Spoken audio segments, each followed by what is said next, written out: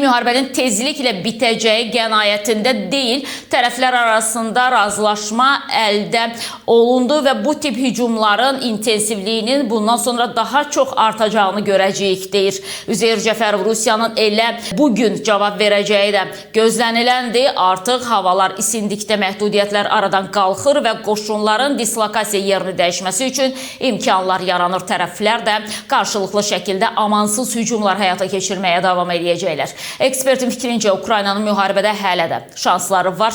Peskovun dediyi kimi Ukraynaya verilən silahlar aylarla savaşmağa imkan verəcək və bugün Ukraynanın hərbi sənaye kompleksi də tam gücü ilə işləyir. Həmçinin Ukraynanın hazırda yeni dronları var. Rubak, Lyuti, RD-2 bu dronlar Ukraynaya müharibədə əlavə üstünlüklər verir. Üzeyir Cəfərov Rusiyanın son vaxtlar tam qalib kimi görünməsinin çox şişirdildiyini də diqqətə çatdırıb və bildirib ki, Ukraynanı dəfn etməyə tələsmək hələ ki lazım deyil.